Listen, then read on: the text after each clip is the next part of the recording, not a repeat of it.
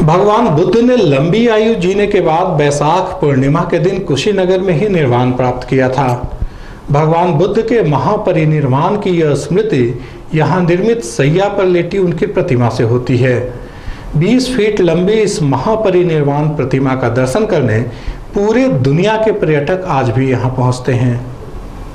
यात्रा फिर शुरू होती है और कई घंटों का रेल यात्रा करते हुए पर्यटकों का समूह पहुंचता है गोरखपुर, जहां एक बार पुनः पर्यटकों का जोरदार स्वागत किया जाता है और फिर बस का सफर तय करते हुए महापरिनिर्वाण स्पेशल ट्रेन के पर्यटकों को कुशीनगर ले जाया जाता है।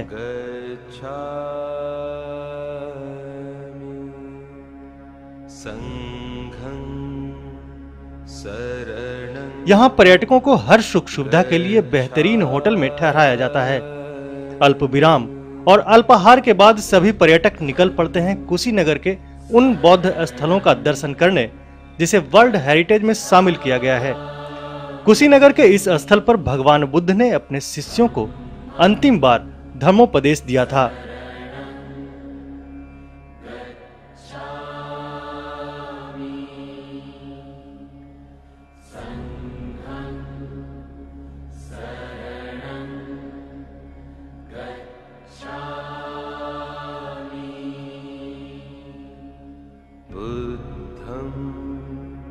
शरणं गच्छामि धम्मं शरणं। अभी जिस जगह पे हम खड़े हैं वो नेपाल से 80 किलोमीटर पीछे है। इस जगह पे भगवान बुद्ध ने अपने शिष्यों को अंतिम समय में शिक्षा दी थी। चारों ओर सुंदर मनोरम दृश्य और बीचों बीच में भगवान बुद्ध की लगभग 8 फीट की आसन ग्रहण मुद्रा में स्थापित प्रतिमा। सुनहरे रंग की लाल पत्थर से निर्मित इस प्रतिमा को देखने से ऐसा प्रतीत होता है जैसे भगवान बुद्ध आज भी यहाँ आने वाले देसी विदेशी सैलानियों को शांति का उपदेश दे रहे हों। इस स्थल पर न सिर्फ सैलानी ही आते हैं बल्कि बौद्ध धर्मावलंबियों के आस्था के इस केंद्र पर आज उनके बताए मार्ग पर चलने की शिक्षा ग्रहण करने कई बौद्ध लामा भंते शांति की खोज में अपना अमूल्य समय देना इन भंते का दिनचर्या बन चुका है। मल्लों की राजधानी कुशीनगर, जो बौद्ध साहित्य में कुशीनगर, कुशीग्राम आदि नामों से भी उल्लिखित है, स्वयं भगवान बुद्ध के शब्दों में बौद्धों के 4 प्रमुख तीर्थ स्थलों में से एक है कुशीनगर।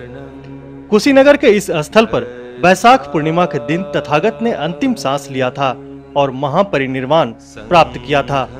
माना यह जाता है कि इस स्थल पर महापरिनिर्वाण प्राप्ति के बाद मल्ल राजाओं ने मुकुट बांधन चैत्य के निकट कुशीनगर में ही भगवान बुद्ध के शरीर का उचित सम्मान के साथ अंतिम संस्कार किया गया था, जो आज भी बौद्ध धर्मावलंबियों सहित विभिन्न धर्म समुदाय, देसी विदेशी पर्यटक भगवान बुद्ध के इस महापरिनिर्वाण स्थल का दर्शन कर शांति की अनुभूति प्राप्त करते हैं।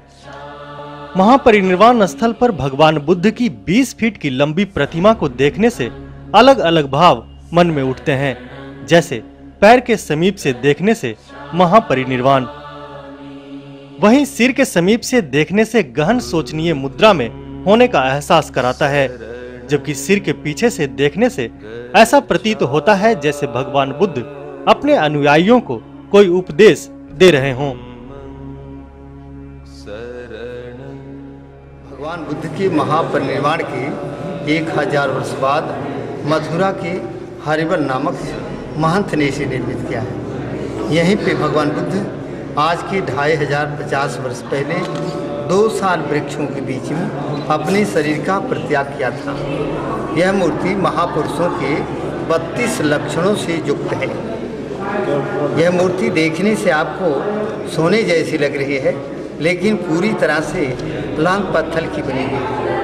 इस मूर्ति की 3 हालत है। पैर के पास से खड़े होकर मुंह देखने से ऐसा लगता है कि भगवान का महापरिनिर्वाण हो चुका है, और दरवाजे के दाहिने फाटक के पास खड़े होकर मुंह देखने से ऐसा लगता है भगवान जिंदा हैं, चिंता अवस्था में कुछ सोच रहे हैं। और ठीक दान पात्र के पास से खड़े होकर मुंह देखने से ऐसा लगता है भगवान मुस्कुरा रहे हैं। इस मूर्ति के 3 पैर के पास में भंते आनंद हैं, जो भगवान बुद्ध के फुआ के लड़के, और बीच वाली मूर्ति जो है ये भगवान बुद्ध के अंतिम शिष्य हैं। इन्हें भंते आनंद सुभद्र कहा जाता है। और सर के पास नीचे जो मूर्ति है ये है वैद्यराज जीवक। कुशीनगर में 3 ऐसे प्रमुख स्थान हैं जिनका बौद्ध दर्शन में वर्णन है। पहला स्थान महापरिनिर्वाण स्थल, दूसरा स्थान माथाकुर मंदिर और तीसरा स्थान रामाभार स्तूप। आज से 250 ईसा पूर्व भगवान बुद्ध ने अपना नश्वर शरीर त्यागा था और आज की तारीख में यहाँ देसी विदेशी पर्यटक दर्शन के लिए आते हैं। भोला सरकार के साथ अनूप कुमार चंद्रा, BBC न्यूज़, कुशीनगर।